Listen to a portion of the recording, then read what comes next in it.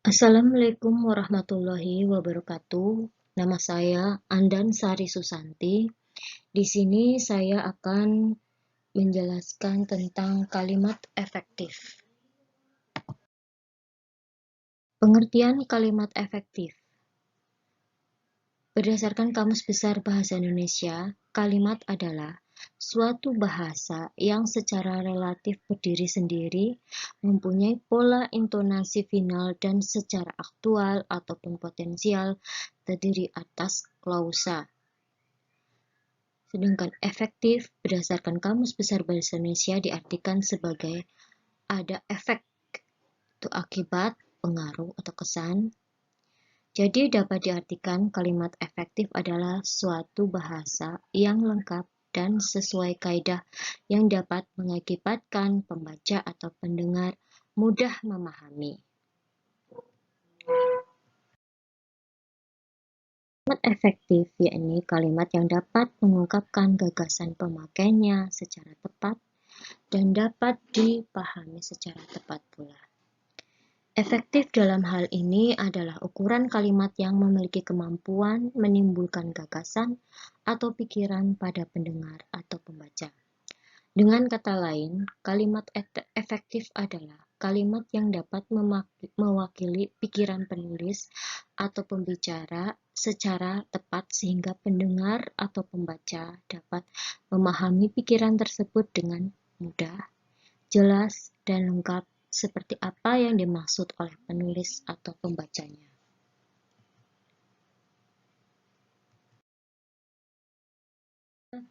Kalimat efektif diantaranya ini secara tepat mewakili pikiran pembicara atau penulisnya.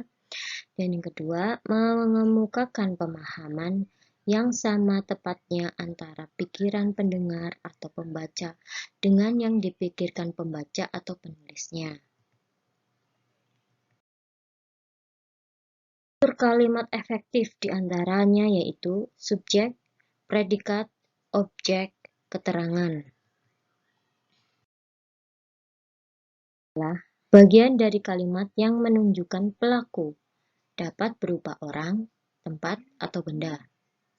Predikat adalah bagian kalimat yang menunjukkan apa yang dilakukan oleh subjek.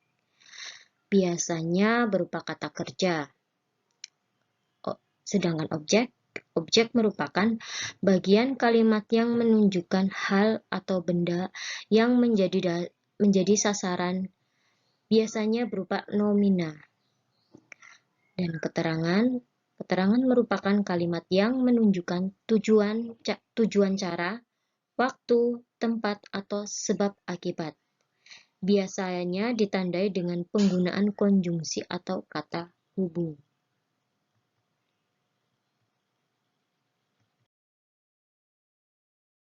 Kalimat efektif diantaranya yaitu kesatuan pikiran, kepaduan, penekanan, dan paralelisme. Kesatuan pikiran mengandung gagasan yang tunggal atau mengandung satu ide pokok. Dalam pembentukan kalimat tidak terdapat bagian kalimat yang mengganggu kesatuan pikiran atau menumpuknya beberapa gagasan. Bila terdapat beberapa gagasan yang akan disampaikan, sebaiknya disusun dalam beberapa kalimat atau digabungkan menjadi kalimat majemuk. Contoh kalimat ini, Soinah menunaikan ibadah haji, Soinah masih menjadi mahasiswa. Agar kalimat tersebut menjadi lebih efektif, kedua gagasan tersebut digabungkan menjadi Soinah menunaikan ibadah haji ketika masih menjadi mahasiswa. Dengan menempatkan gagasan yang satu lebih tinggi dari gagasan yang lain, sehingga kalimat tersebut memiliki kesatuan gagasan atau kesatuan pikiran. Pembentukan kalimat semacam itu disebut pembentukan kalimat majemuk bertingkat, yakni dengan menempatkan klausa yang satu menjadi bagian dari klausa yang lain, atau klausa yang menyatakan gagasan. Contohnya lagi yaitu, ketika masih mahasiswa sebagai keterangan bagi klausa Soimah menunaikan ibadah haji. Demikian pula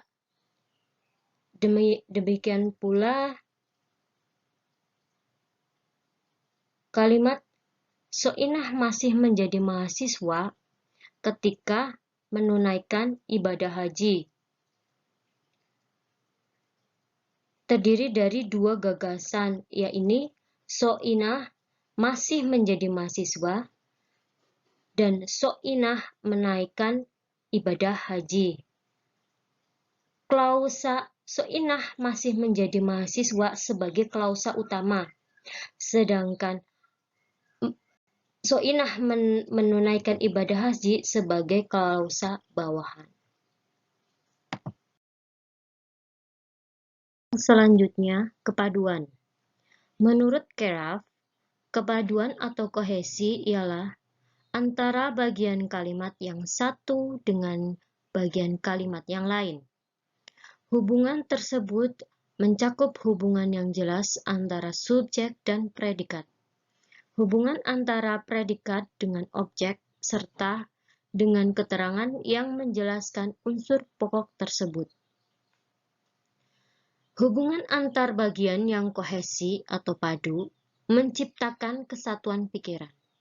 Hubungan yang menciptakan kesatuan pikiran atau kesatuan makna kalimat disebut pula koherensi. Jadi, kohesi dalam sebuah kalimat lebih menekankan pada hubungan struktur, sedangkan koherensi lebih menekankan adanya kesatuan pikiran.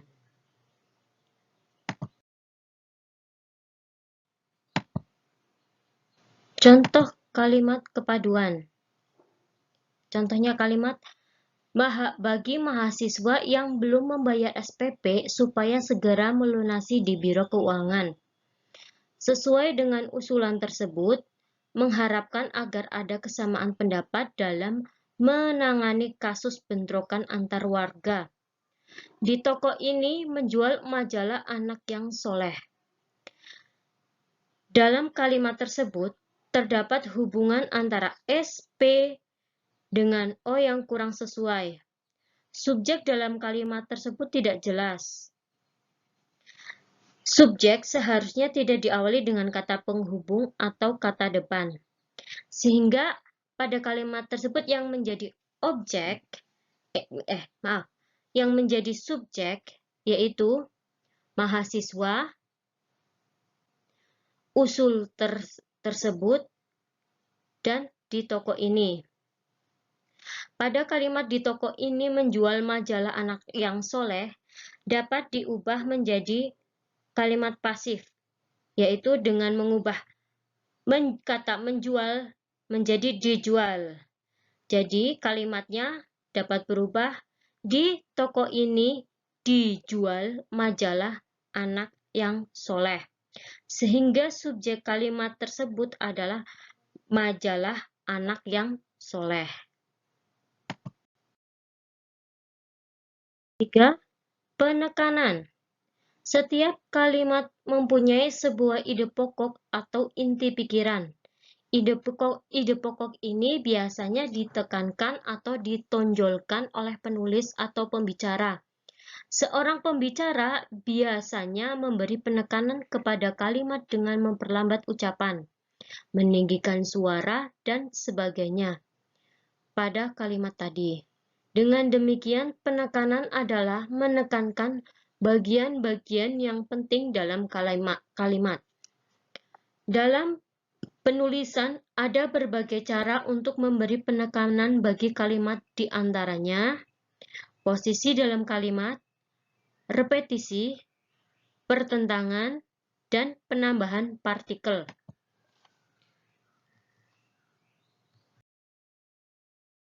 Kalimat. Penekanan suatu bagian kalimat dapat dilakukan dengan menempatkan bagian kalimat yang penting tersebut pada awal kalimat.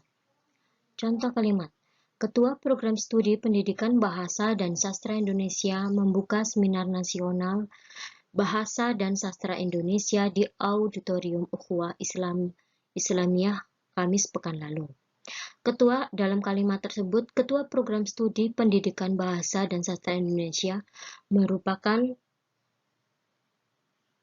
kalimat penting dan merupakan kalimat penting yang dapat diubah, yang awalnya pada awal kalimat diubah menjadi akhir kalimat. Sebagai contoh, di Auditorium Ukhuwah Islamiyah Kamis pekan lalu, Ketua Program Studi Pendidikan Bahasa dan Sastra Indonesia membuka Seminar Nasional Bahasa dan Sastra Indonesia.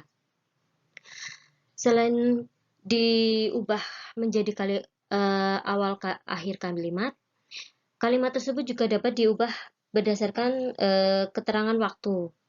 Sebagai contoh kalimat yang ketiga ini, Kamis pekan lalu, Ketua Program Studi Pendidikan Bahasa dan Sastra Indonesia membuka Seminar Nasional Bahasa dan Sastra Indonesia di Auditorium Ukhuwah Islam Kamis pekan lalu.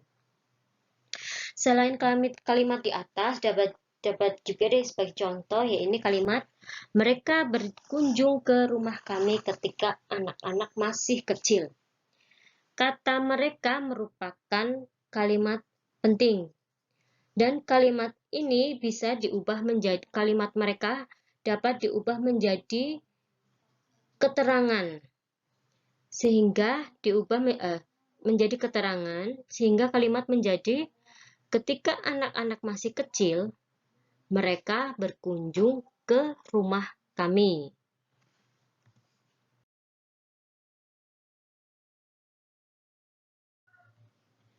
Penekanan dengan repetisi. Repetisi atau pengulangan bagian kalimat digunakan untuk memberi penekanan bagian yang penting. Pengulangan bagian-bagian kalimat biasanya dalam deretan rincian gagasan. Penekanan dengan pengulangan bagian kalimat terdapat pada kalimat berikut. Contohnya yaitu, hujan asam, meningkatnya kebisingan udara, meningkatnya suhu udara, terjadinya kabut tebal, serta meningkatnya gas beracun di udara. Kesemuanya itu menyebabkan kerusakan ekosistem di udara. Penekanan dengan pertentangan.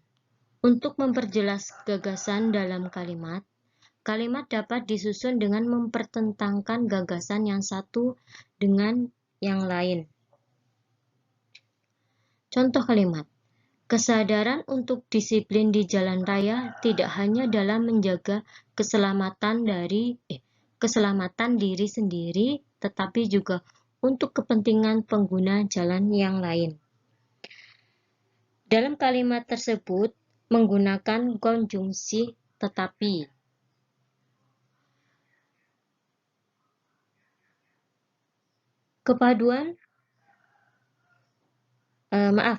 Penekanan dengan penggunaan partikel lah dan pun. Partikel lah dan pun memiliki fungsi untuk menegaskan. Contoh dalam kalimat, dialah yang datang. Dia merupakan kalimat yang dipentingkan. Kemudian, kemanapun dia pergi, saya akan selalu mengikuti. Dalam kalimat tersebut, kemana merupakan kalimat yang dipentingkan. Dan pada kalimat, paman datang, bibi datang, kakek pun datang, kakek merupakan bagian kalimat yang dipentingkan.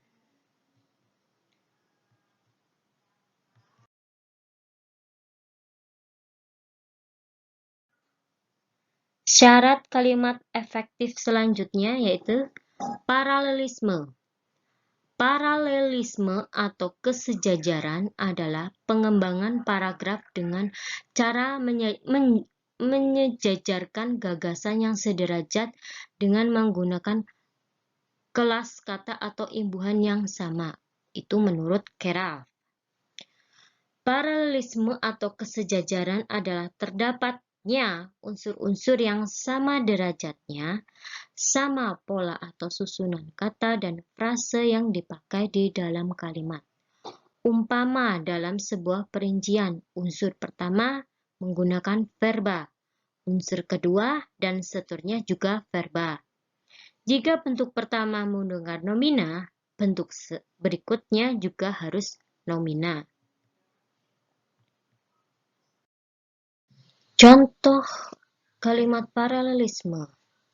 Tempat pertemuan orang-orang yang bekerja sebagai pedagang dan konsumen atau pembeli itu menyandang citra negatif, yakni mulai dari jalanan becek, sampah berserakan, aroma tidak enak, penataan barang tidak teratur, area parkir sempit, hingga neraca keuangan amburadul.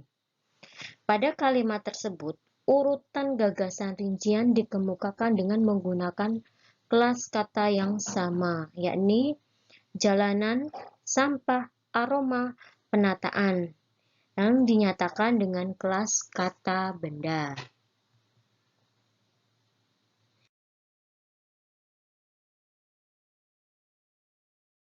Kesimpulan.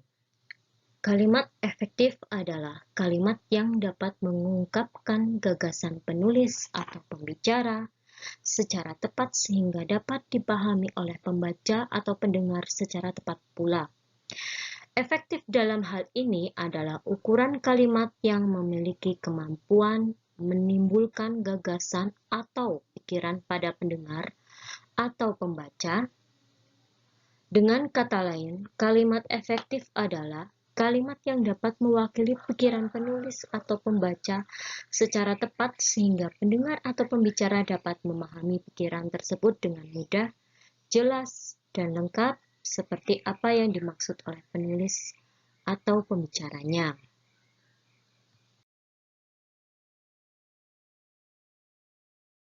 Sekian penjelasan dari saya tentang kalimat efektif.